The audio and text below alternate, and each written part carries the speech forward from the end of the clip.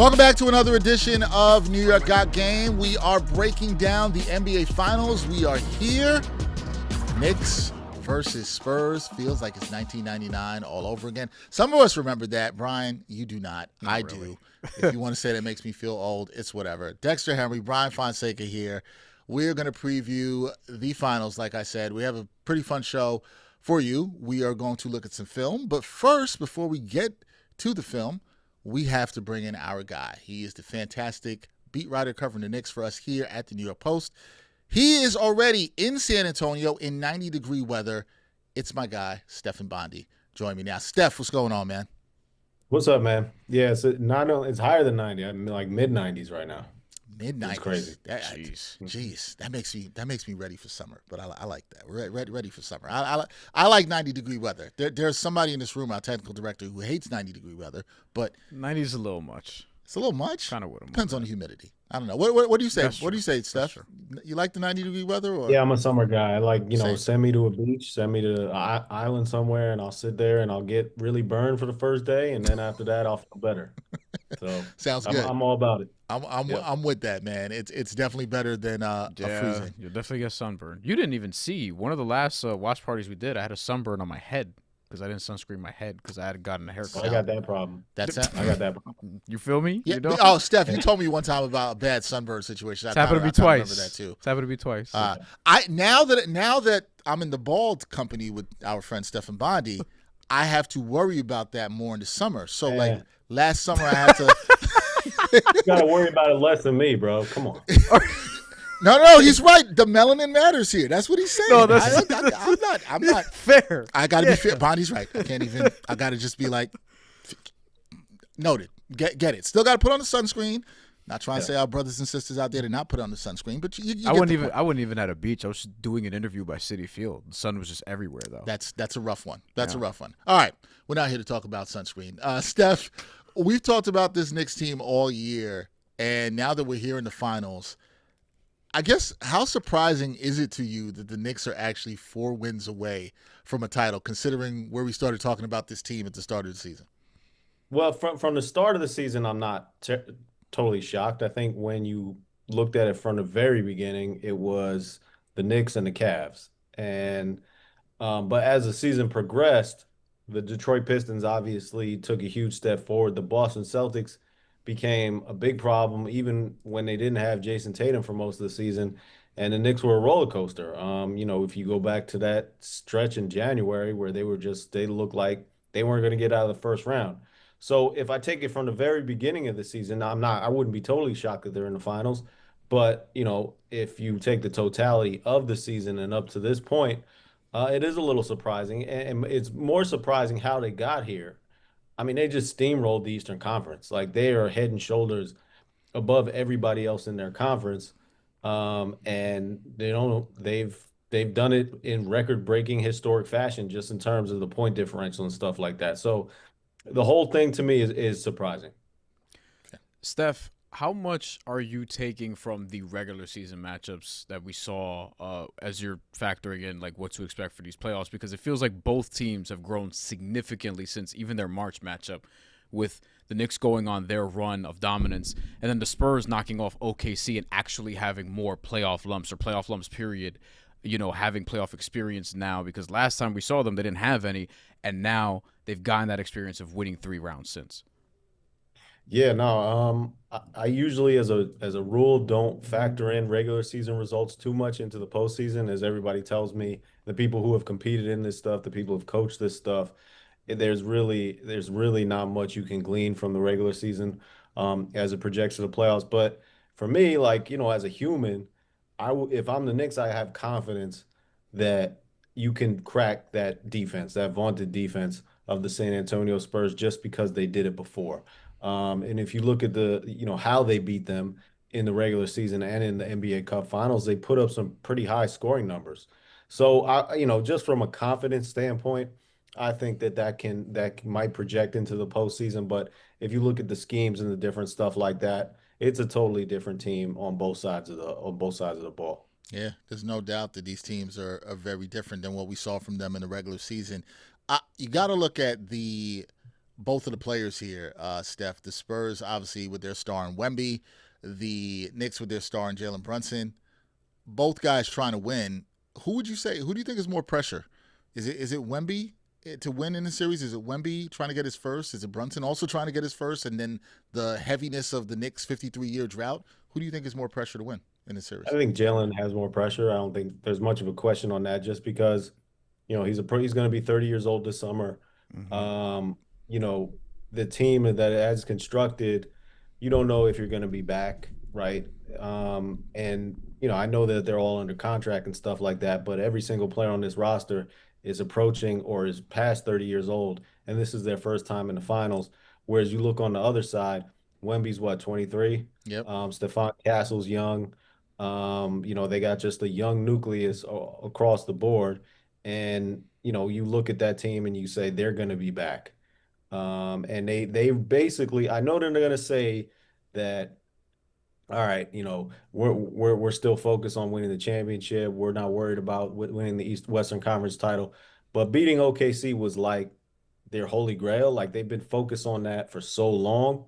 And they did it well during the regular season, and then to accomplish that in the postseason, I do wonder whether there's some sort of letdown after that, whether there's some complacency, because like I said, that was kind of like their holy grail all season long, and they accomplished it, and they accomplished it in a grueling, physical, entertaining series, while the Knicks were just sitting home watching it happen.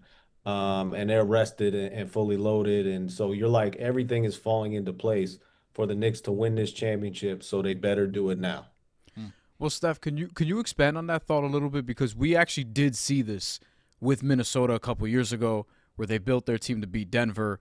They beat Denver, but then Dallas got them in the next round. And similarly with the Knicks, even last year, they built their team to beat the Celtics. They finally did in the playoffs. Then they ran into Indiana, and people thought that they were just going to take care of that series, and we saw what happened. So could you expand on the thought of, hey, maybe this could be an emotional, like a little bit of a come down for the Spurs if they're not careful, because now they beat the team that they were built to beat, so to speak, in OKC, but now you're facing a different challenge in the Knicks in the finals. Yeah, I mean, you kind of just explained it really well. You look historically, this tends to happen. Now, with that said, everybody knows how Wemby's wired, and he's shooting to be the greatest of all time already. There was a part of me watching all that Shaolin Monk stuff and playing chess in the park. I'm like, what? How much of this is like performative? Like, is this real?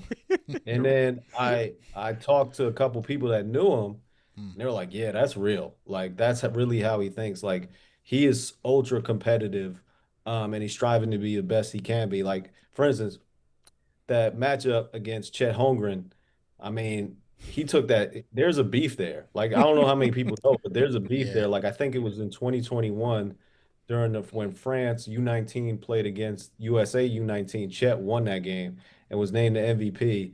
And then there must have been some trash talking back and forth and stuff like that. And ever since then, Wemby hates him and wants to get him. And he legitimately punked that dude. You know what I mean? Like, I have not seen a dude get that, like, jittery and scared since like Ben Simmons in the playoffs. You know what I mean? So, yeah. So, like, he takes this stuff seriously. He's ultra competitive, and so a lot of that stuff is just real.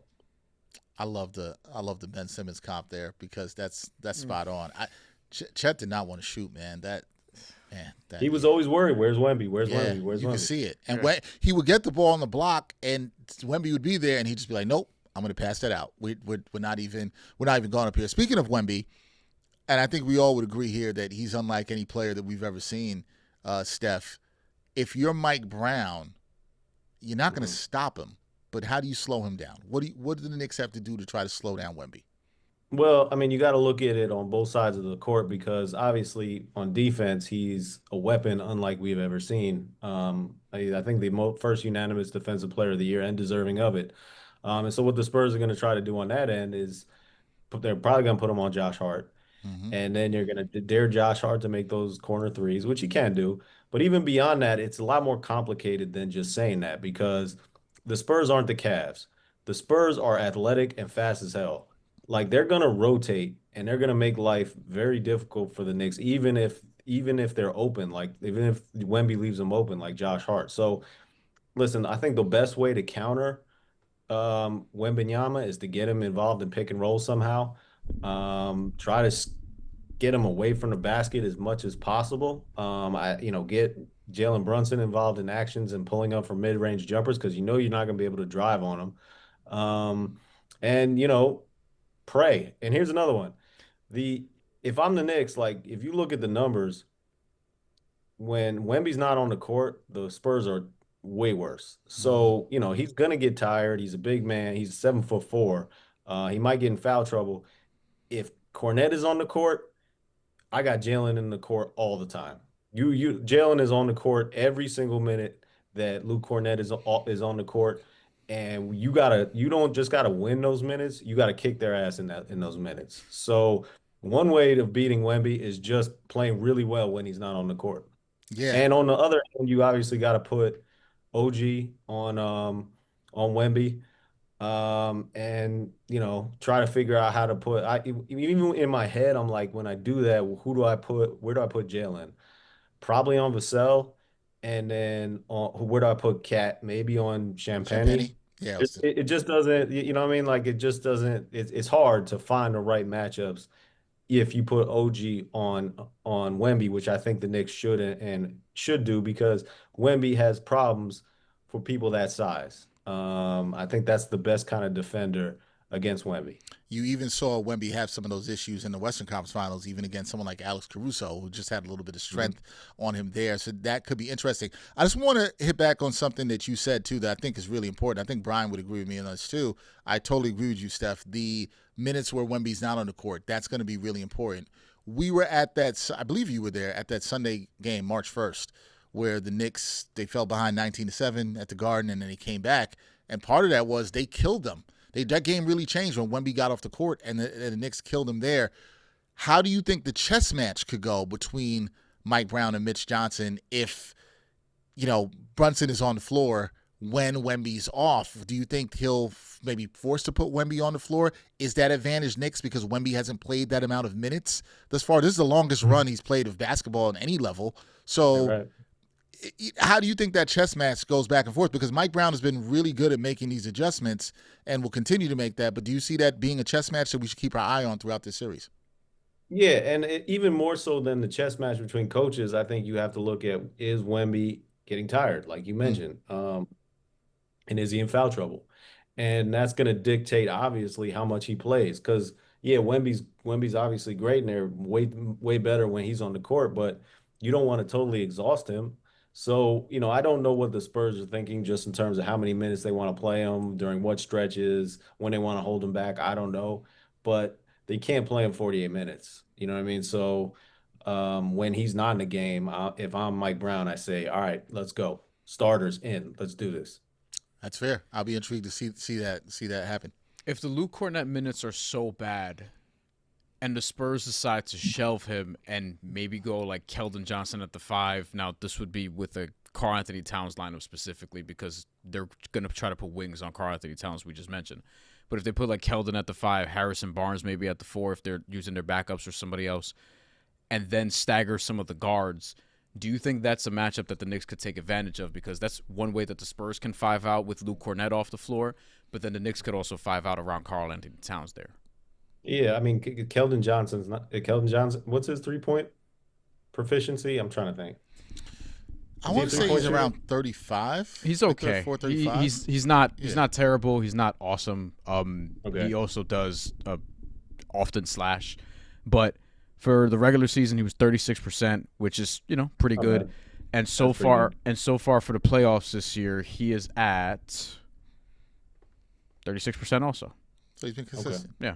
Well, I don't know how you would deal with that if I'm the Knicks defensively, but if offensively, I would still attack Keldon Johnson the same way I was attacking Luke Cornette. And get him in pick and rolls as much as possible because I don't think he's not Wemby. I think the Knicks could just take advantage of that matchup as well as maybe he's not as slow footed as Luke Cornette obviously, but he can't keep up with Jalen Brunson in pick and rolls. Yeah. That's not happening there. Steph, we got to talk about Mitchell Robinson. He's been a huge talking point among the fan base and us in the media as well too. How concerned should the Knicks fan base be about his hand injury? And then does this matchup look any different in your eyes if he's not 100% on the court? He's not going to be 100% obviously, but if he's not able to give you competent minutes, how do you think this matchup looks differently? Yeah. Well, I don't know how. Listen, I'm not a doctor, so I'm not going to speculate. What I do know is that it was a med fifth metacarpal fracture. You sound like a doctor there, Steph. That's pretty good. You There you sound like a go. doctor. I'm Yeah. the some and those things keep you out a while. Now, I also heard that there's hope that he's going to play. And the other part element of this is Mike Brown confirmed to the media was this did not happen during practice or in a game. So, there's a lot going on with that, including Mitchell Robinson's going to be a free agent after the season. Mm-hmm. He might have cost himself a lot of money. We'll see. But, as far as how it's going to impact the series, um, if he's not able to catch lobs, if he's not able to do putbacks, that's a problem. Now, I still think that even if he's not able to do those things, you still need him. Like, Cat is not going to play the whole game. You need the 15 minutes where he can, 12 to 15 minutes where Mitchell Robinson would be better, more impactful, even at 50% than Jeremy Sohan or Ariel Hukporti. And you need that backup center minutes because Cat's going to, he might be in foul trouble. He might get tired. You need somebody to absorb those fouls. You need somebody in that position. And Mitchell Robinson, even if he can't do those things, I would still play him. Yeah. How real is the chance that he doesn't play game one? I don't. All I know is that there's hope that he's gonna play. That's all I know. And I know that's not telling you much, but I don't know anything else. All right. Knicks hope they play. The fans hope they play. Do you think that the Knicks, because they've been dominant, Steph, and you hit on this before, just how dominant they've been in this run, and you'll have the people that say the Knicks have had an easy path, although I don't think people were saying that when they broke and got the Hawks before the start of the playoffs, but they haven't been dominant, but they've shown they could win in different ways. Do you think the Knicks' versatility that we've seen from them here in the postseason is an advantage for them going into the series?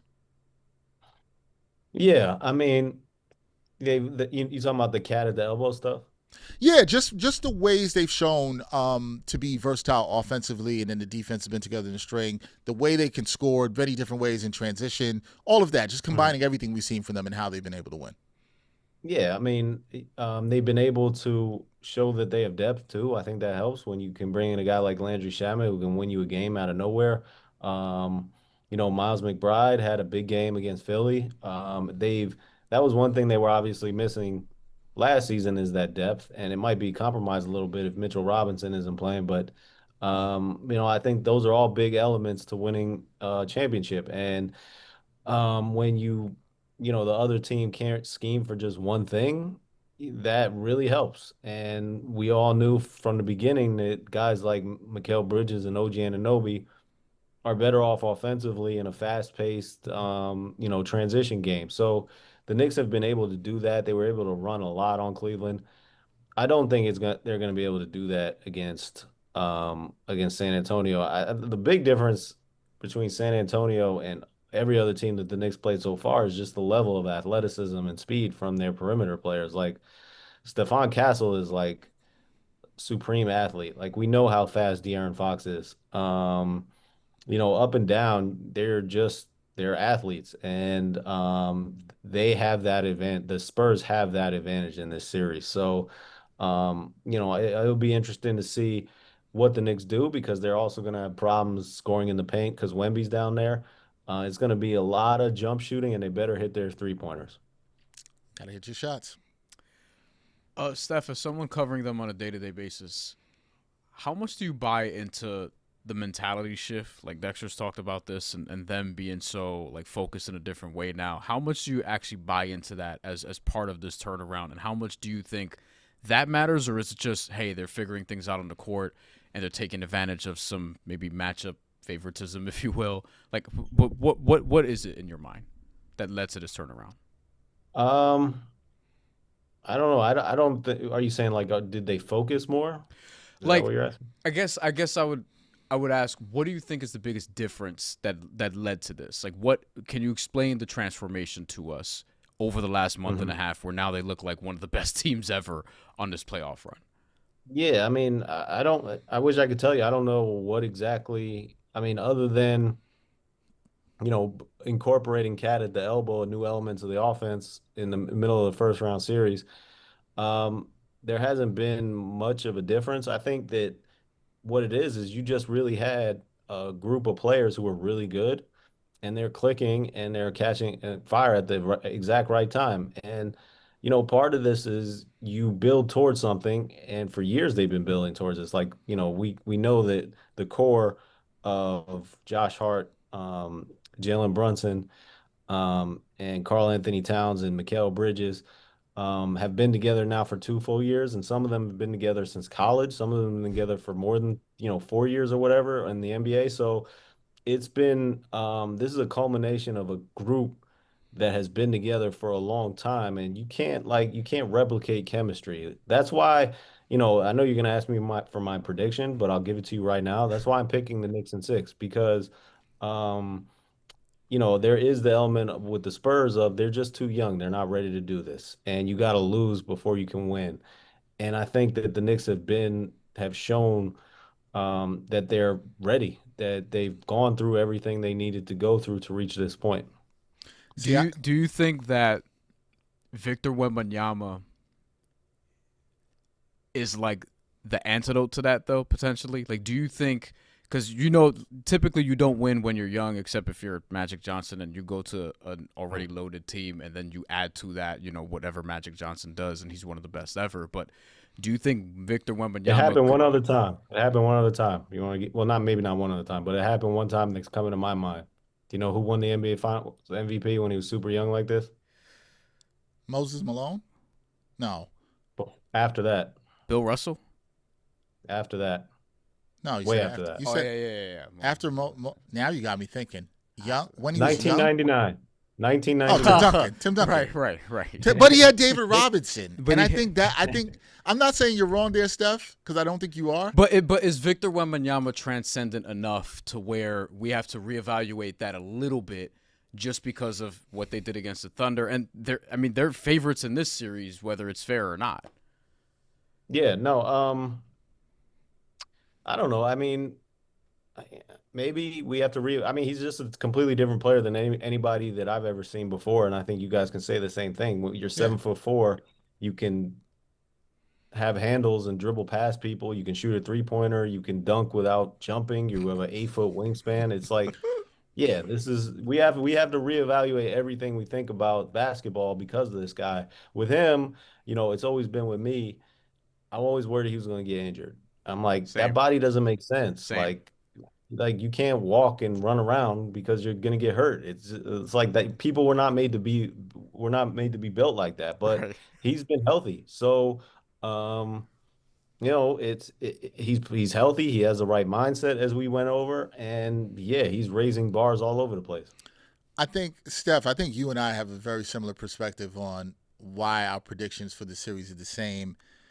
The Knicks, I just think they understand the moment and how they've been clicking together and coming through all this time. I think all that stuff matters sometimes when you're building a championship team, and it might be. I'm not saying, Brian, that I'd be shocked about what you're saying if Victor Wembanyama and the Spurs become an anomaly here, although I do think Steph's Tim Duncan point's a good one. I just think the Knicks are just the way they've been playing.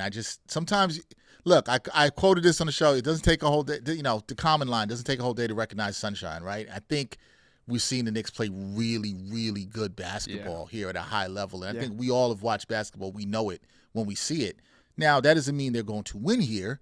And that kind of brings me to another question. And, Steph, thank you for getting the prediction out the way, because I knew you knew I was going to ask you. If I said to you right now that one Knicks role player will definitively change this series, who would you say that role player is? Because we know in these big-time series, the finals, somebody's going to be an X factor, but Who do you think that role player is that could be You the got X it in. Factor? You got it in. You disguised the X Factor question, but you got it in. Yo, so You got it in. Brian, you don't know this. Brian, you don't know this, You but went in a roundabout way, but you got it in. the last time Steph and I did, what was that? I think that was I don't remember if it was the Cavs or the Sixers. It was one but of the. it was one of these times, and me and two. Steph were on doing the preview. It was just me and Steph, and he was like, Dex, you always got to ask me the X Factor, and you always got to ask me the prediction. Sixers. To be fair to Steph always puts it back on me. He's like, what you got? What you got to say? Who's your X Factor? Who you got? See, I told you Steph was going to. But Steph knows I'm going to be prepared. He knows this. So, Steph, I think you asked me this last time, and I will say the same thing. I've been riding with this the whole playoffs. I'm going with Josh Hart. Yeah. I think Josh Hart's the X factor here, man. I think he's got to be decisive. I think he has to obviously, you want to see him shoot the ball well, but I think it's about attacking, making decisions, putting pressure on Wemby. He's got to do that, even if it's not just shooting the ball from three. I think he's got to put pressure on him. He's got to bring the intensity in terms of rebounding and do all the little things he does. That part I don't worry about him. It's just if he loses confidence in the shot, then I think that really swings things for the Knicks. So for me, he's the guy that could really change the series for the Knicks. That's me. All right, I'm gonna go a little unconventional. I'm not gonna go with a player. I'm just gonna go as a team with one specific angle, which is how are they going to respond? Like game one to me is huge. I agree. When you have a series like this, it's gonna come down to like one possession here and there, and that's gonna determine who's the champion. The Knicks obviously did not look good in game one against the Cleveland Cavaliers in the beginning, after that long layoff. We know this is a totally different situation, though, too. They're going to be on the road for game one for the first time in the playoffs. The Knicks fans are not going to be able to take over San Antonio the way they took over Philadelphia, the way they took over Cleveland, and the way they even took over Atlanta. And part of that is, well, you got to fly across the country. The other part is, when the Knicks went to those cities, well, specifically Philly and Cleveland, they were already up 2-0. So the fan base was juiced. And the fan bases for the other team were kind of like, all right, take our tickets. Like, I don't blame you. Like, take as much, you know what I mean? Like, give me all your money. So right now, the San Antonio fans think they can win a championship. And they're going to be juiced up, and it's going to be game one. And I think the Knicks cannot leave San Antonio without a split. They can't go back to Madison Square Garden down 2-0 because then you're gonna have to win. I agree. My math is terrible. How many of you got to win? 4 out of 5. 4 out of 5 against Which the Spurs San just Antonio. did That's against the not gonna Thunder. happen. Yeah. So so that's my X factor. Does that make any sense? Yeah, Spurs won 3 out of 4 against the Thunder. Even that was unprecedented. I like that X factor because I do think. I even will take it a step further on you, Steph. I do think game one's important, but I think it's almost imperative to go up 1-0 than it is to be down 0-1 and have to win that second game. Because I agree with what Steph's saying there. I don't think you can have a repeat of what happened against the Cavs. I think it's so imperative the Knicks come out strong in game one. And if the Knicks win game one, I even feel better about them winning the whole series. I think Mitch Johnson would use his timeouts. Maybe. Well, you can't look bad. That's what I'm saying. Like you play the Spurs. If you have that first 3 quarters or first half, especially that you had against Cleveland, you're not coming back against the Spurs. You're losing that game. I agree. 100% agree. I guess one of the last things for me is, what do you think the biggest advantage is for the Knicks in this series over the Spurs? What do you think the thing is that's keeping the Spurs up at night right now that they're thinking about with this Knicks team? Is it the momentum? Is it the experience they have? What do you think is the biggest advantage for the Knicks in this series? Yeah, the experience, the rest, and the momentum. I mean, right now the Knicks look like a team of destiny. And when you have that type of confidence and you're just blowing teams out, what is their point differential? It is outrageous. I don't even know what it is. Plus million. 232, something like that. Yeah, million plus a million. Yeah. If I'm the Spurs and I'm staring down that other team that's doing that to whomever, and I realize the Spurs like, you're in the Eastern Conference, this and that. I'm like, damn, all right, they're coming in with a lot of confidence, and they're not Mike Tyson, but imagine like lining up against Mike Tyson in his prime where he's just knocking dudes out in the first round. There's an intimidation factor. And that's what I'm looking at. If I'm the Spurs thinking like, well, maybe these guys really think they're unbeatable, and the way they're playing right now, maybe they are. So that's why I'm also looking at game one. Like if the Spurs come out and they take, they win that first game, then all of a sudden that confidence and stuff like that and that intimidation factor just goes away. But if the Knicks win game 1, they still carry that. I agree. 100%, 100% agree. I'm a little bit disappointed, Steph. I did kind of go around with the X Factor question, and you got the prediction in early, but I thought you might predict the Knicks sweep. I thought that's what you might have done. I thought you might have said. Well, Knicks I'll tell you this. Yeah. I predicted accurately the Knicks would beat the Hawks in 6. You did. Correct. Same. I'm like the only dude who was like, yo, they're going to beat the crap out of the Sixers. That's not really true. You were the only person that said that. This is true. I believe you said 5, but you were close enough. I said 5, okay. But I was giving way too much respect. And then after that, I said, everybody was like, oh, Cleveland, like they're this and that. Donovan Mitchell, James Harden. I was like, James Harden can't move. Knicks in 5. And I was wrong about that, just because they were worse than I thought. But I was like the only person that picked Knicks in that short of a series. So I've been hot. I'm on a hot streak like the Knicks. I thought you'd be hotter and go with Knicks in 4. I'm just saying, you've been giving a little bit too much. Maybe you should shave a game. But this is, as I said, like the Spurs are like, we're talking like a whole different class. I know. I know. I have the same pick as you, and we are respecting the Spurs. I think it's a different class. I'm on a heater, just like the Knicks. Hey, man, you got to be on top of your game in game 1. You can't be, like, messing up any articles or anything. Then I'm going to have to be like, yo, Steph lost his confidence. We can't have that. I know. The only difference is if I miss a deadline, I could get fired. The Knicks they'll make their millions. They'll be fine. Fair point. Fair point. That is our great Stefan Bondy. Steph, I will see you when you return to New York. I'll be in the building with you for game 3. Appreciate you joining us on this preview. Thank you, man. All right, man. Thanks for having me. Thanks, Steph. We're here now. Finals times. Knicks are in the NBA Finals. You know how we do with New York Got Game. We have the live watch parties going on with myself and Brian Fonseca. And we're bringing it live and direct to you. We're going to be for the first 2 games of the NBA Finals. So games 1 and 2, we're going to be at Magic Hour Rooftop Lounge and Bar in Manhattan. That's 485 7th Avenue. Come tap in with us for the first 2 games. We'll be around other Knicks fans. We're going to be watching the game live. We're still going to be interacting with our viewers online, taking your comments, taking your questions, doing our post-game show. It's all going to be at Magic Hour. So it's really going to be fun. I'm excited for this. We're doing something a little bit different, but it's a way for us to connect with some of the fans of New York Got Game and the diehard Knicks fans that we know represent this city in person. So come in, tap in with us. If you can't make it out to Magic Hour, you still can tap with us the same way, live online, watching us on the New York Post Sports YouTube channel. But we'd love to see you all out there at Magic Hour for games 1 and 2. We're going to have some good guests. We're going to watch some Knicks basketball. We're going to react. We're going to analyze. We're going to talk all about it. It's going to be a fun time. We're in the finals, so you know we got to do it big here on New York Got Game. Tap in. Come join with us at Magic Hour. All right, heard from Stefan Bondy there. Now we're going to do what we like to do whenever we got a preview. That's break down some film. So I think, Brian, there's a lot of interesting things to look at when it comes to breaking down this finals matchup. There's so much you could talk about. Look, a lot of the focus we know from fans are going to be on Wemby. I think this personally is a very good matchup for the Knicks. I've liked this matchup. I've talked about it all year long. That doesn't mean that I think it's an easy matchup. I just think it's a good matchup in areas that the Knicks can exploit some things, do some things. I also want to be very clear. I also think the Spurs can exploit some things on the Knicks. But this is why playoff basketball is amazing. It is a chess match. There are adjustments. You got to have counters to the counters, all that good stuff. Mm-hmm. So we're going to look at that. And what we're going to do today is we're going to look at 3 different things. Because we like to always break these film breakdowns into sections. So we're going to look at how the Knicks can attack Wemby. Now, I'm going to be very clear because that's the first thing I'm going to go into.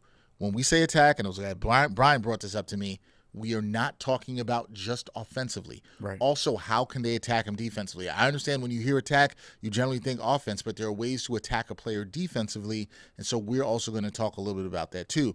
The other thing we're going to do is how can the Knicks attack the Spurs guards? We know the guards are quick. We know they will look to put pressure on the Knicks defensively, but how do the Knicks try to attack them when they have the ball on offense? And then the last thing is the Knicks have been really good at this throughout the playoffs. Is how can the Knicks effectively get transition buckets against the Spurs? Now, what I'll find interesting before we get into that, just to say, these are the top 2 teams in points in transition in the NBA playoffs. Knicks are number 1, Spurs are number 2. They are separated by just a little bit over a half a point.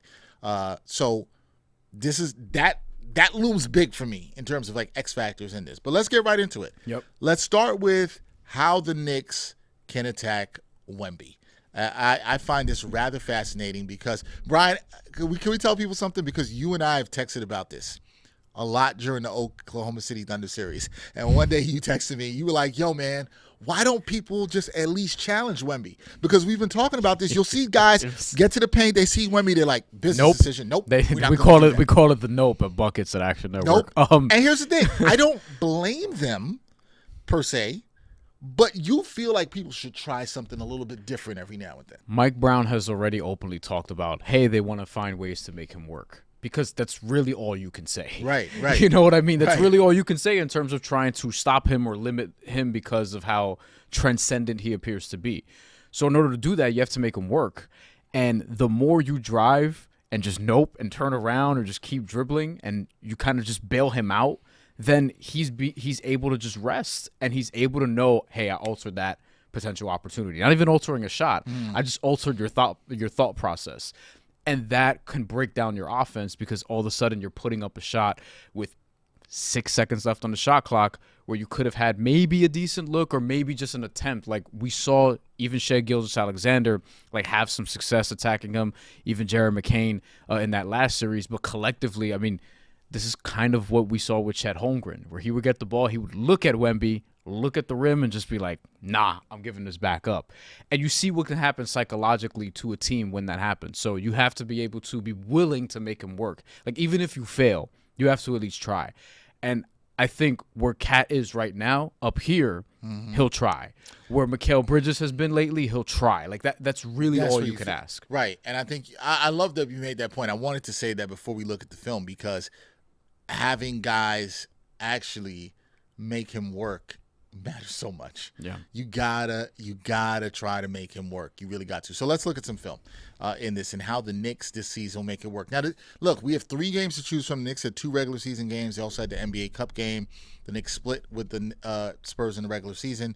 They had a great win. I was in person for the one at the Garden in early March, and they lost to the Spurs in San Antonio on New Year's Eve, and then obviously won the NBA Cup. So you will see film from all of these games we have mixed in here. But first piece of video we're going to look at is from that fantastic Knicks win in March. Fantastic game by Mikal Bridges in that one, 25 points, 5 steals in that one as well. So let's look at the film here, and let's see what we see about how the Knicks attack Wemby.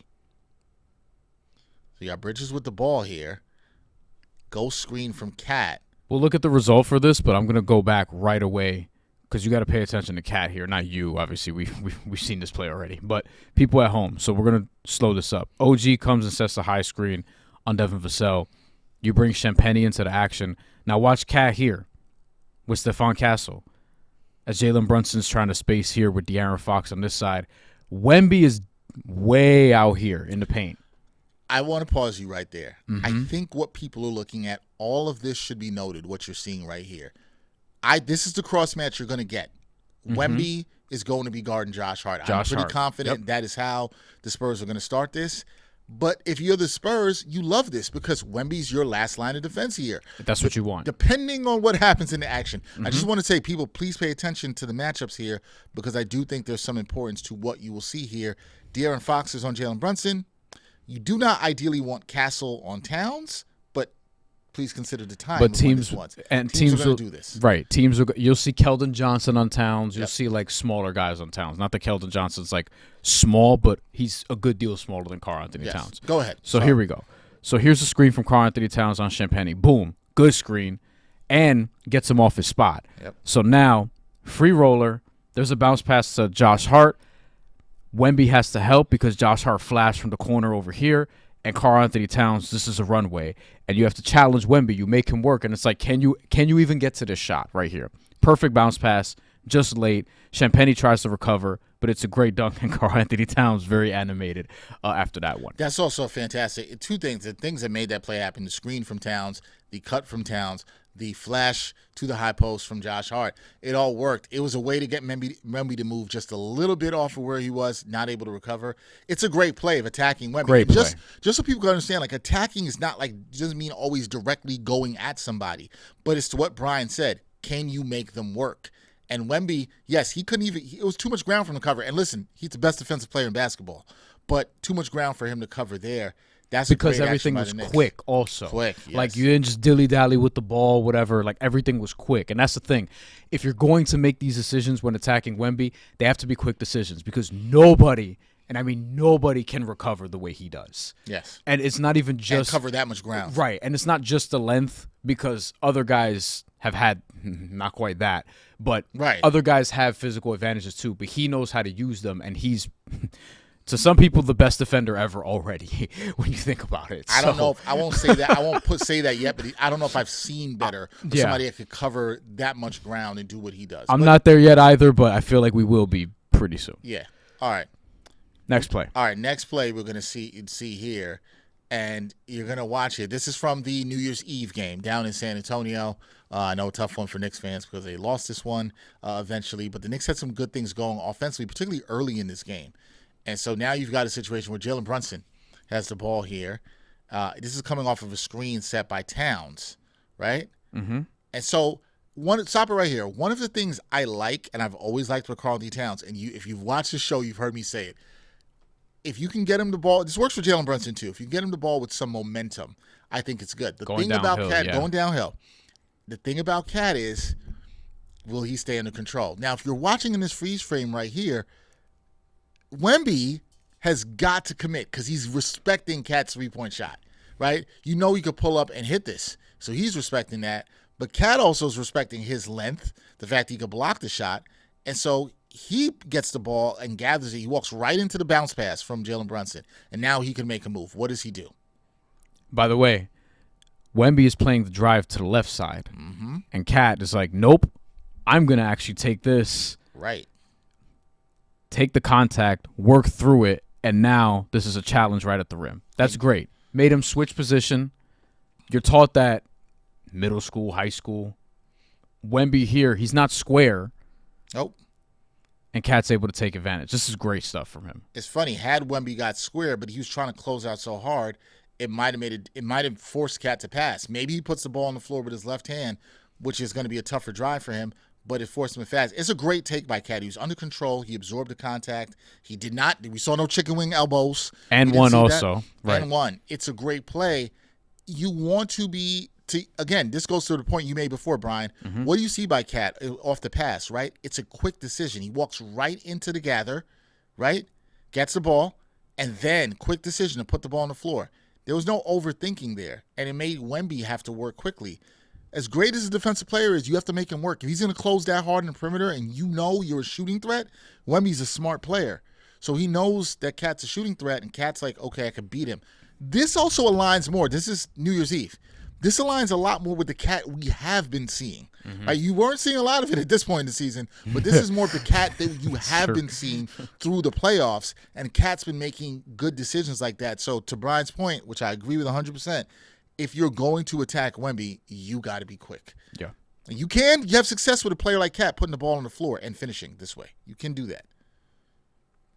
So there we go. Good play by Cat. Nice finish there. And then we go back to the March 1st game, which is fantastic. And let's see how the Knicks look there. Now watch again. Wemby's just sagging off because Josh Hart, I believe, is in the corner on this play. We'll see as we move forward here. I believe Josh Hart's in the corner. Landry Shamet. So Shamet's here. Mikhail's here. He's going to get the ball, actually. Yep. And Cat is screening. Looks like De'Aaron Fox. Not really a screen. Harrison Barnes is here. Harrison Barnes, who I think we'll see in this series.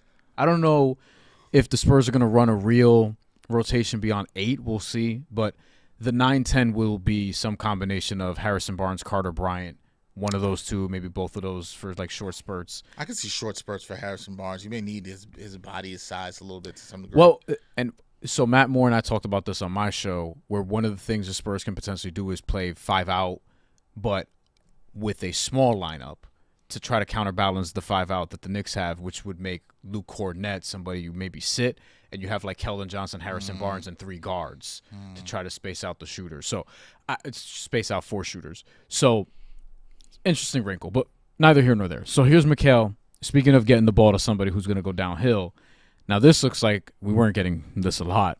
at this point of the year. No, this was an anomaly. This looks like the playoff McHale, I guess, if we want to call it that.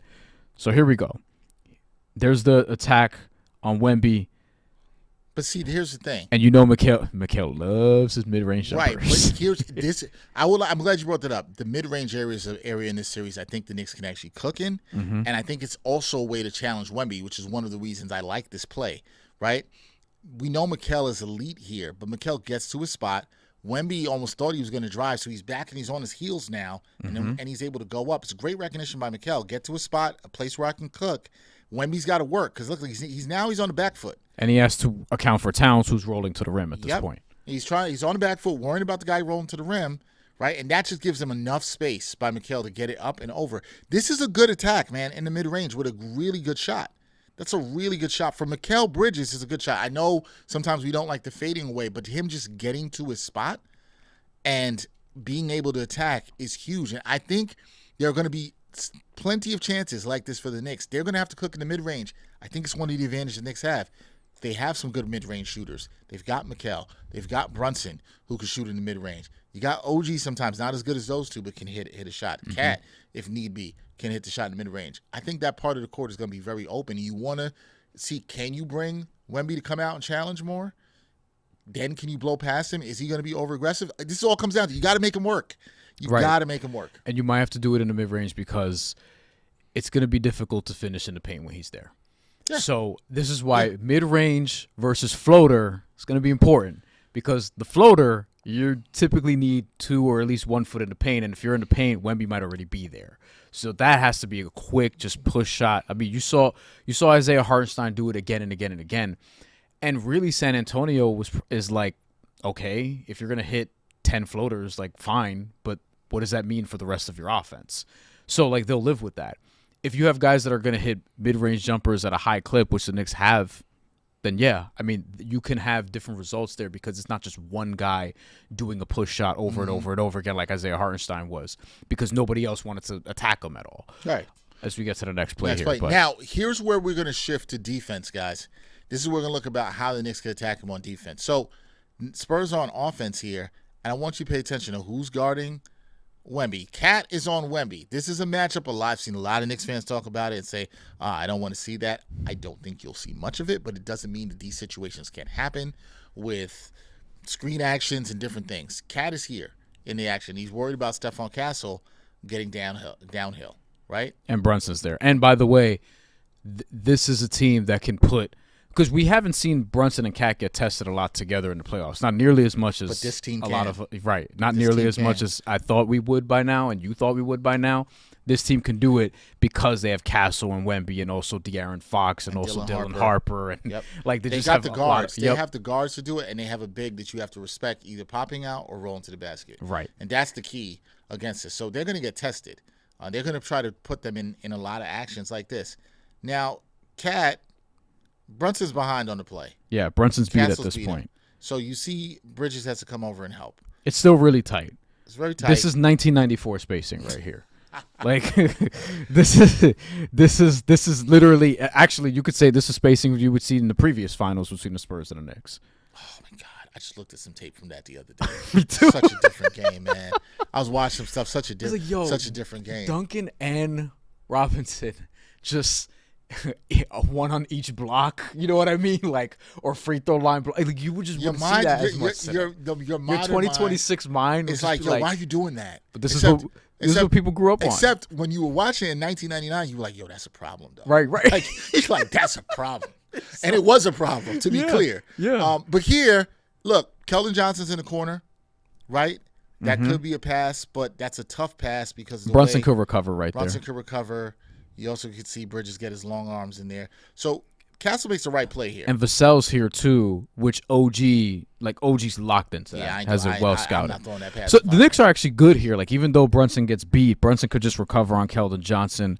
And also you have a situation where, like, all right, where else are you going to pass this ball if not Wemby? Here's the problem. So Wemby gets the pass. This is a great look, potentially. And his mid-range has gotten better throughout the season. Right, throughout the playoffs also. Yeah. You know what I mean? Like, he can make some back-breaking shots. Here's the issue.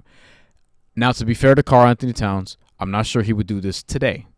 This was a few months ago. Yes. But you just never know. Old habits die hard. Here's the pump fake. He sells out completely, and now that breaks down the defense. Defense was fine before that. And again, Towns probably, I'm sure he's watched this back and is like, all right, don't bite on the Wemby pump fake. Because you want Wemby to take as many jumpers as possible. That's what you do. And if he makes them, he makes them, and he can make them, but fine. You cannot have Wemby doing this and it be this easy. That's too easy, and it's all because of one mistake. Because you're right, the Knicks defense was actually fine before that. Considering the fact that Brunson had got beat, it actually was fine. If Wemby hits his shot, you tip your hat. Right. You keep it moving. Before Wemby gets the ball, you have 4 guys in the paint. Yeah. So in a matter of seconds, you go from here to here after that one mistake. Yeah. And one mistake can cause you can't have Wemby's a handful, but you want him to shoot jumpers. You want even in the mid range from 3. Even there, you're just like putting up more shots, right? Or taking tough shots where he has to work and then he's got the turnaround. Let him do that, but that's just too easy. You can't have that happen. So in terms of attacking, you can't bite on the pump fake. If he hits a jumper, I respect it. He can. It's not like he's Mitchell Robinson shooting the ball, but he can hit a jumper. But no shade. No, I'm not throwing shade to Mitchell Robinson. We don't know Mitchell Robinson can't shoot free throws. What are you talking about? No, I just thought you could have used like a reasonable shooting center. I could have. That sure. But it's fine. Fine, whatever. It's fine. All right, but you can't have this happen. It's way too easy. Yeah. And to be fair to Towns again, I think now he'd probably stay down on that. But it's tempting. Like, look, NBA players want to block shots. Yeah, and this was also a game, if I remember correctly, you're looking at the scores 12-5. I think the Knicks got down 19-7, if I remember correctly, in this game like that. Before they then came back. So, they cleaned some things up there. We have one more defensive play in terms of how you can attack Wemby. One thing is not doing this. Now, this was a play we've actually looked at in another film session. And the reason I chose this again was because of what the Knicks did to Wemby on this play. They really blew things up, and it was because they were physical with him. We have not been able to use the word physicality a lot with the Knicks. When I even talked to Carolina Teague, our good friend who writes for the Spurfect blog about scouting the Spurs, she even said the thing that she worried about the Knicks was their physicality. And I said, well, nobody would have said that 4 months ago, 5 months ago. 2 months ago, right? So, but the Knicks have shown the physicality in the playoffs, and if they do something like we're going to see on this play, then I think this is a way you're able to disrupt Wemby here. And the key to me on this play is Josh Hart. Please keep your eyes on Josh Hart and what he does and how he's able to stop Wemby, and it leads to the Knicks getting easy score here. So here's Hart, and here's Wemby. We'll play this at full speed.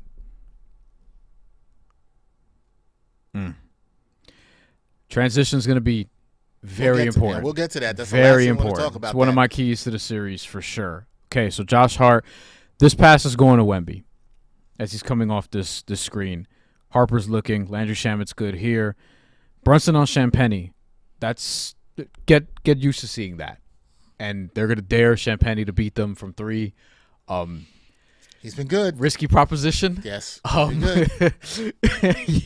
There's a chance he enjoys the Garden a little too much. Yeah. Brooklyn. Did we both cover him in high school a little bit? I missed that. I didn't cover him, but I met him before he ended up playing at St. John's. Yeah, I did one of the doesn't matter. Yeah. One of the tournaments you did. So here we go. Josh Hart completely just blows this up. By the way, I mean, yet again, another series where Josh Hart is probably the X factor. I've been saying all playoffs long. Yep. Even on plays like this, the way he blows it up, right? Like how physical he is. And the way Mikal reads it, too. Yeah, Mikal reads it, right? Because, they're running this for Wemby, and they want to get it to Wemby because Wemby would have had either Hart or Bridges on him on that switch because Cat was off of him, which is interesting because Cat played on him a lot in this game. And it's an easy bucket, but that's all because of Josh Hart. Mikal Bridges gets credit for the steal and has to read it, no doubt about it. But that's all because they were physical with Wemby. Wemby, even though he's gotten stronger, he's sometimes still not strong enough to get through a screen like that. Look at it. He's just dislodged from the play. Wemby has no chance. Also wasn't a great pass, admittedly. That's true. It wasn't. But Dylan Harper's grown some, as we've seen in the playoffs. Maybe he makes a better decision here. But this is also, I mean, it's almost like he anticipated where Wemby would be instead of seeing where he was, right? He just thought he was going to get through. This is how NFL players throw interceptions. That is it. And there you go. You had Mikal Bridges at playing the rim. A little bit more safety than corner. And there you go. Yeah. So, yeah, like this is ways you can attack Wemby. I think physicality is going to be important. You got to be physical with him. If they're able to do that, then I think they'll be fine. But let's move on to the next thing, which is how the Knicks can attack the Spurs guard.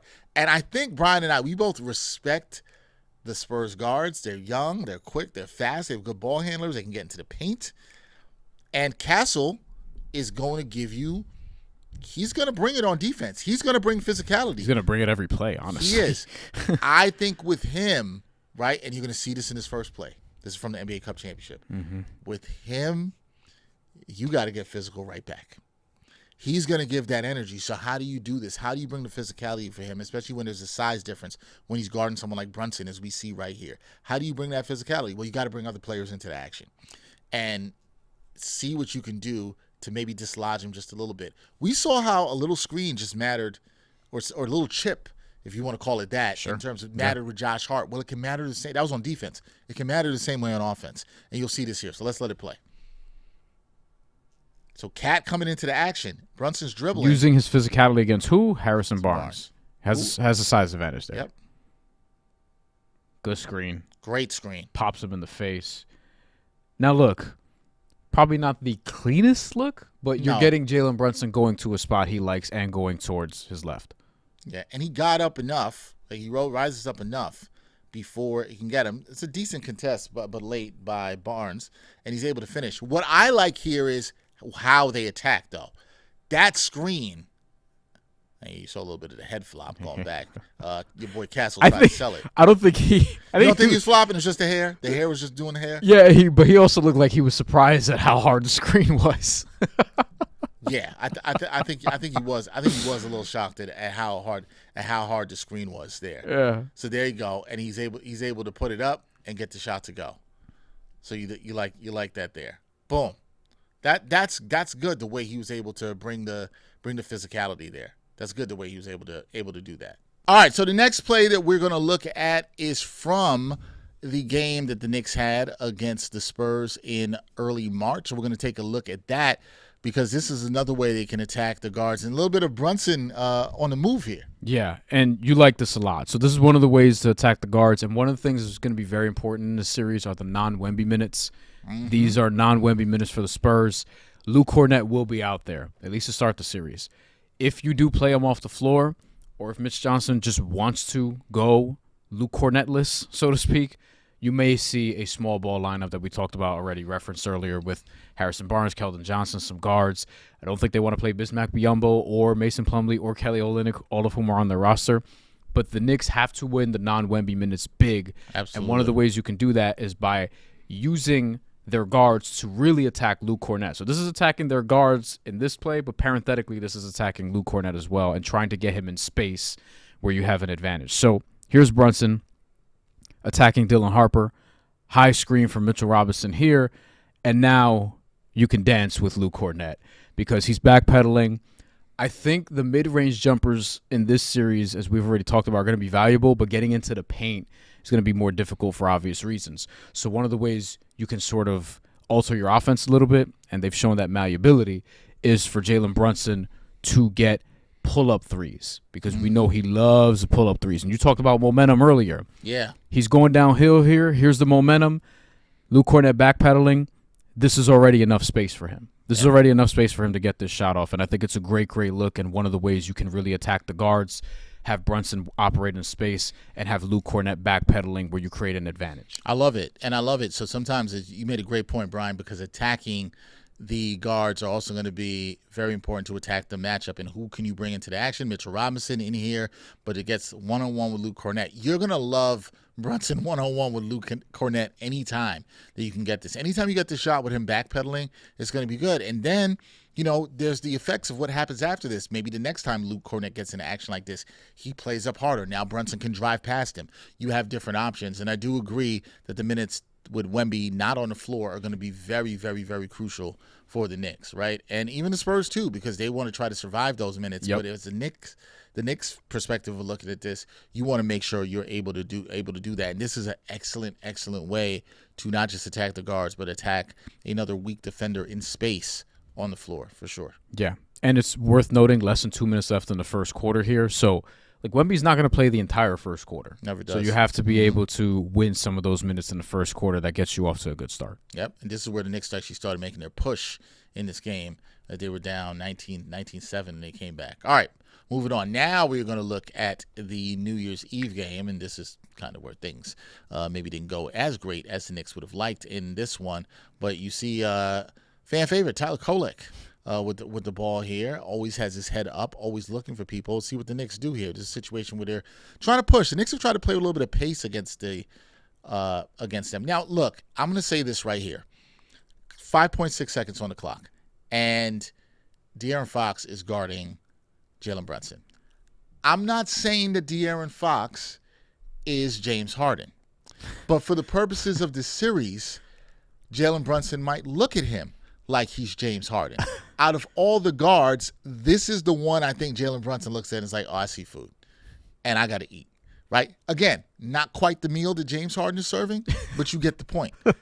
Also, Jalen Brunson has a size advantage here. Not in height, but definitely in strength. Definitely in weight. And I think he likes this matchup. And I think when he sees it, he's going to look to either get past De'Aaron Fox or pull up on him if he gets space. And look, he goes right to work, gets to a spot. That's right in rhythm for Jalen Brunson, crossing over right to the spot. And so this is a guard, I think, where he's like, I don't need the help. Now, if he had a little bit more time, do I think Luke Cornett comes up in that action? Absolutely, I think that he does.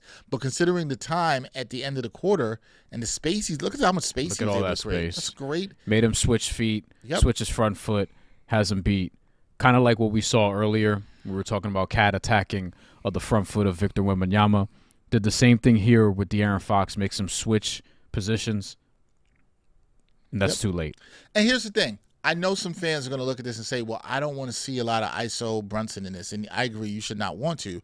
But I do think that it is to note that how Brunson is getting his pull-up threes and mid-range shots are going to be important in the series. He's going to get pull-up looks.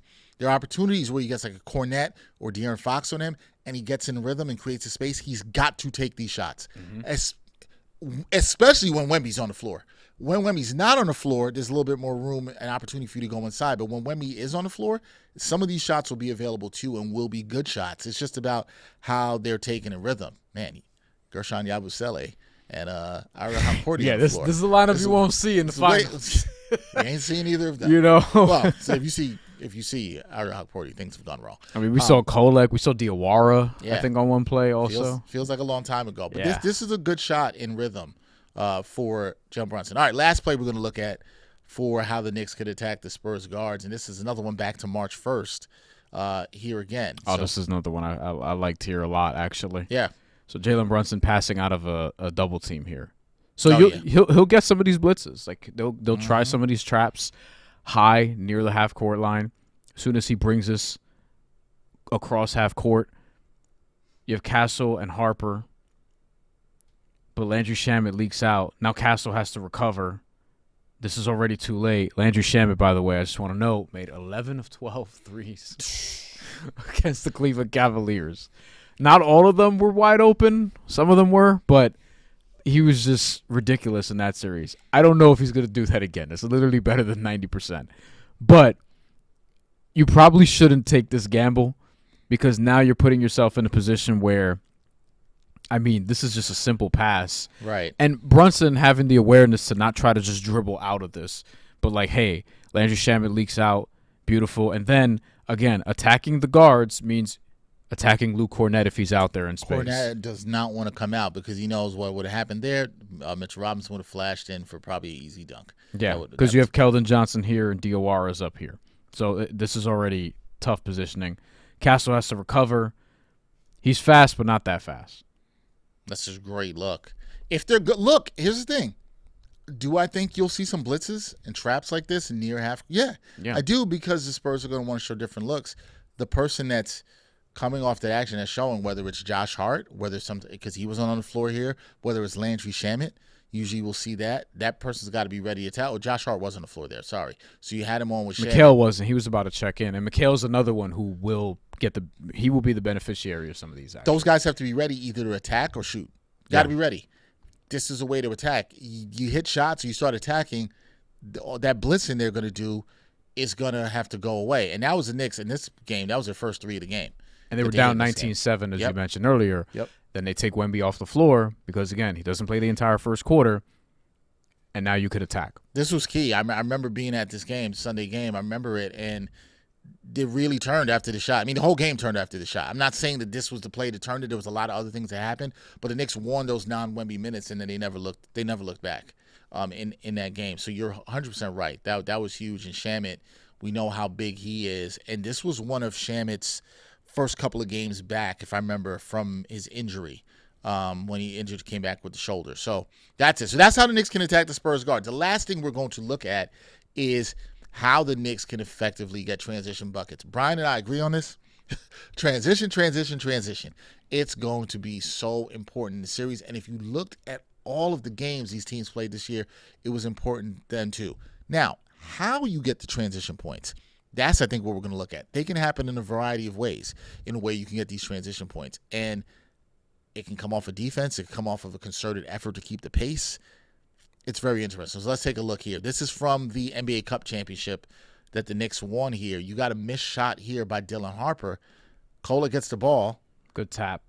Yep, great tap there. That was by Hukporti, I believe. And goes to Brunson. Keldon Johnson with a stumble, and that was it. I mean, Julian Champagnie gets crossed.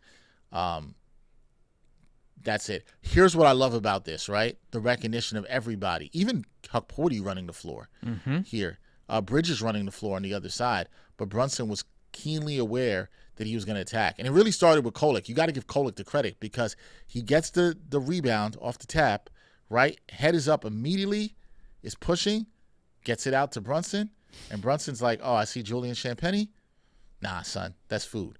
And he's going to score there. So I just love the awareness. It's, again, could we also note again, please look at the personnel on the floor. There's no Wemby. I know Wemby only played 19 minutes in this game in the Cup final, but was it really that low? I think it was that low because it was his second game. I thought back it was from 25 injury. or something. Was it more than that? Okay. Nah, maybe he scored 19. You could be right about that. Something like, but he wasn't like full. Now, you know what? That's an important note though.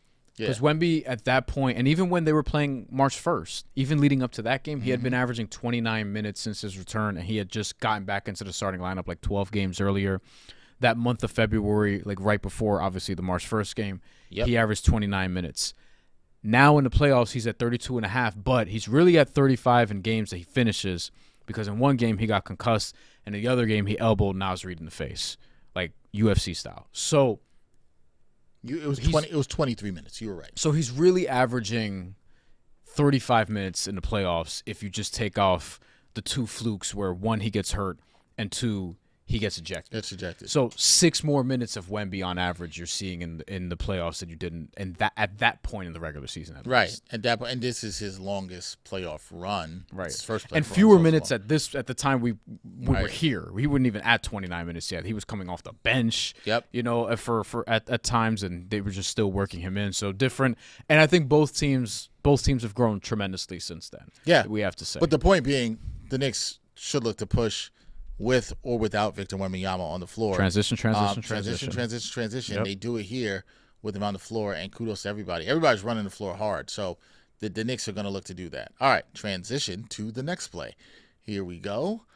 As we go back to this March 1st game, here as well too. So this you're also going to look at. This is going to be a very interesting sequence to look at because this is going to be C2 plays. But look at what the Knicks can do on offense. Or defense, I should say, and then what happens. It's a mixture of both. It's a mixture of both. What can happen? Now, I think watching off the rebound, OG contests Victor Wembanyama here, right? With Cat also. So it's a good contest. That's a tough shot for 2 Victor. seconds left on the shot clock. Yeah. He had to get one up. You'll sign for this every time. By the way, we should note, it was 19-7. Spurs were ahead. At this point in the game, the Knicks were on a 24-2 run. Yep. And have taken a double-digit lead. Yeah.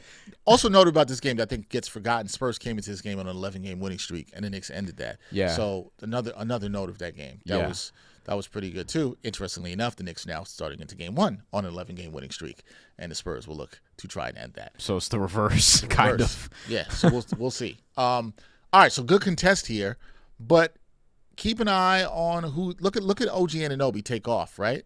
And look at Jose Alvarado. Jose Alvarado Watch as soon as he gets his rebound, up. No waiting. He's reading the floor. He's looking. Now watch Mikal Bridges, because this is who you have to watch. This is the best cutter on the team. Easily. I think we could all agree. OG is, giving him a run for his money. Josh Hart's really good too. Knicks have good. Josh Hart Knicks also have great cutters. In the playoffs, it's been Mikal Bridges. Yep. Who I think is again going to be very valuable in this series. So he's going to run the floor here. When Wemby's out there, you want to make them run too, because you want Wemby to exhaust himself if you can do that, right? Now Mikal sees Jose pushing, and he runs the floor hard. Like he actually turns and looks at him, and it's like, oh, we're full blown sprinting here. What's key here is Mikal doesn't cut into the middle of the floor too early and goes behind Victor Wembanyama, and that's what's really key here, right? You got the eye contact. Now it's just about execution. Great bounce pass. Well, great bounce pass from Jose. Easy. Man, that's just great. That's absolutely fantastic. You gotta love that, and that's just off of a stop. Again, this is 2 plays in a row. We've seen off of a stop, the Knicks just go, and one was with Brunson taking it, but the point guard's looking ahead, looking up and looking ahead, and able to get it done. So fantastic play there from Jose. Fantastic cutting, running, and that's you could also add this into how to attack Vic. You could take that play and put that into the first group of things we talked about, because Victor Wembanyama was also attacked in transition. Right, run and be decisive. Yeah, like if you have a transition opportunity, take advantage of it. Yep. And Mikal Bridges, thank you for going all the way to the rim. We appreciate that. All right, a lot of Mikal dunks in this. Yes, yeah, that's some good stuff. All right, let's take a look. Going back to the Cup championship game, let's take a look here. What's going on. You've got De'Aaron Fox here with the ball, and this is going to be a situation of being able to turn defense into offense here. Mikal Bridges right on his hip. You got Ariel Hukporti showing there, and a good knockaway initially by Bumps the Bridges. shit out of Luke Cornet. Yeah, he does. He did. Damn. He did. Toma. He's off balance, and I mean, Hukporti's diving, but he gets a hand on it, right? And he gets a steal here. That kind of looked unintentional. Was that a trip? Did he get tripped? Now I'm looking at it. Yeah, he got tripped. Yeah, he got tripped. He wound up with the ball. Wound up with a steal. And, hey, this is after leveling a bump, winds up with the steal, so good hands, and immediately looking to get it out. That's the key.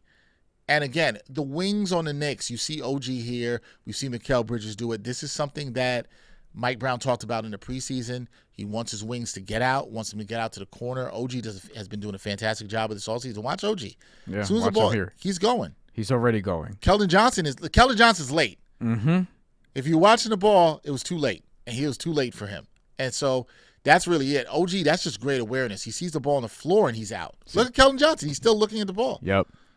He's like, are we going to get – No, we're not. And OG's gone already.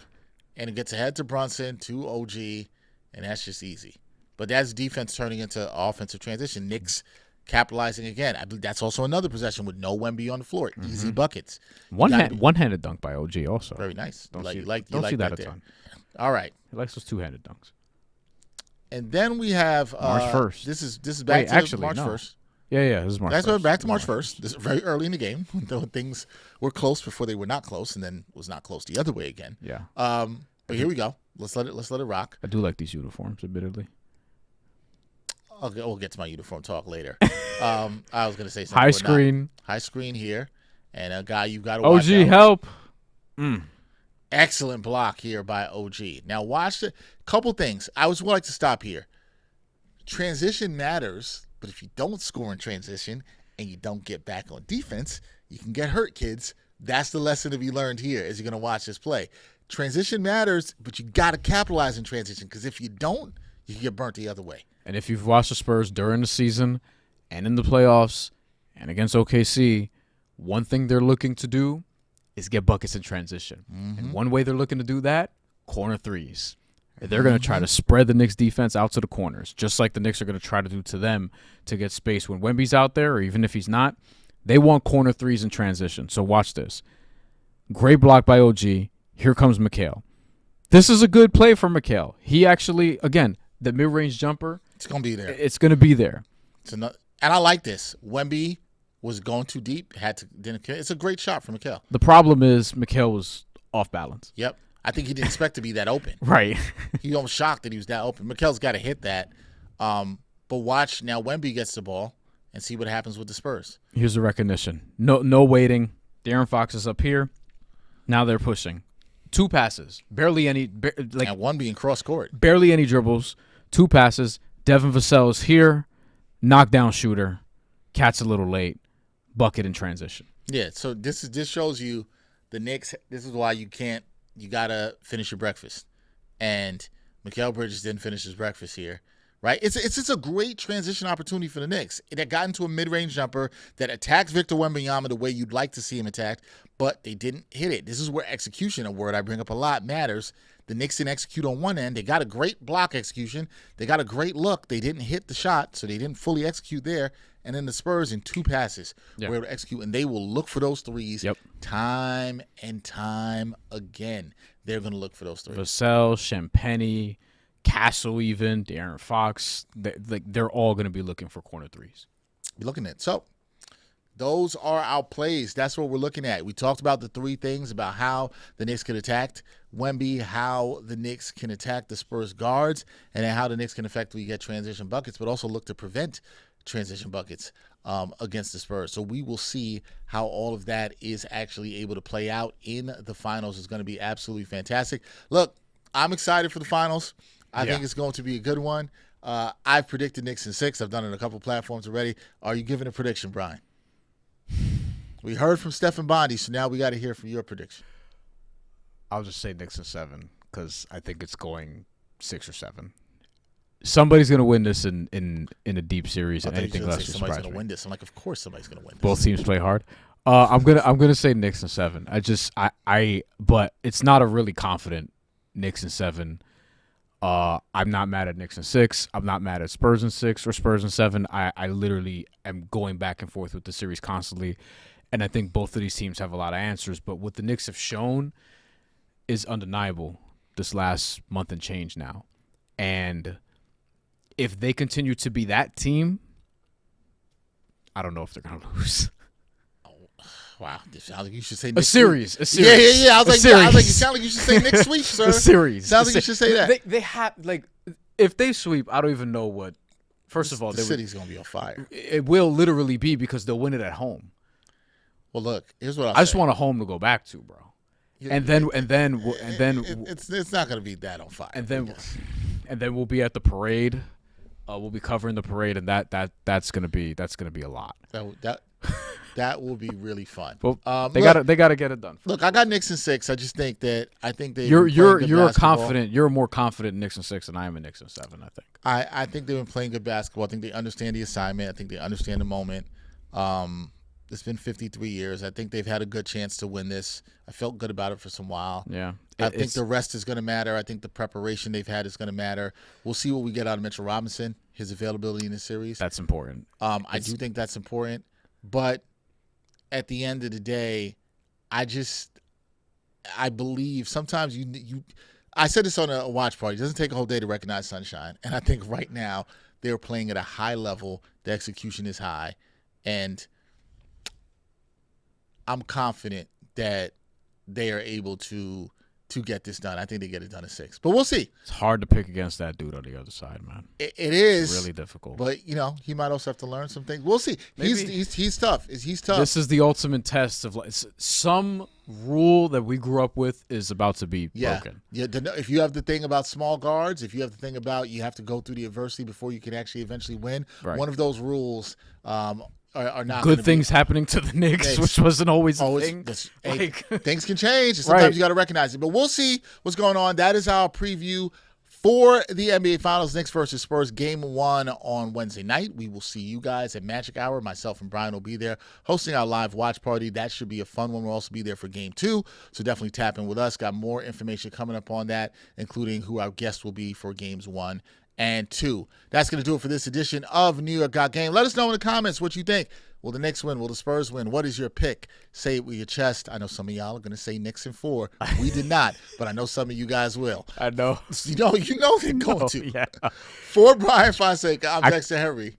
What are you going to say? No, I was going to say. You going to say Knicks in 4? No, I was going to say I already know I'm going to get shit for not being confident in my prediction, but I I don't care about predictions like that. I gotta be honest with There you. you go. All right. Fine.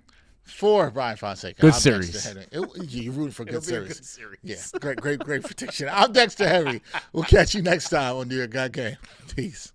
We're here now. Finals times. Knicks are in the NBA Finals. You know how we do with New York Got Game. We have the live watch parties going on with myself and Brian Fonseca. And we're bringing it live and direct to you. We're going to be for the first 2 games of the NBA Finals, so games 1 and 2. We're going to be at Magic Hour Rooftop Lounge and Bar in Manhattan. That's 485 7th Avenue. Come tap in with us for the first 2 games. We'll be around other Knicks fans. We're going to be watching the game live. We're still going to be interacting with our viewers online, taking your comments, taking your questions, doing our post-game show. It's all going to be at Magic Hour. So it's really going to be fun. I'm excited for this. We're doing something a little bit different, but it's a way for us to connect with some of the fans of New York Got Game and the diehard Knicks fans that we know represent this city in person. So come in, tap in with us. If you can't make it out to Magic Hour, you still can tap with us the same way, live online, watching us on the New York Post Sports YouTube channel. But we'd love to see you all out there at Magic Hour for games 1 and 2. We're going to have some good guests. We're going to watch some Knicks basketball. We're going to react. We're going to analyze. We're going to talk all about it. It's going to be a fun time. We're in the finals, so you know we got to do it big here on New York Got Game. Tap in. Come join with us at Magic Hour.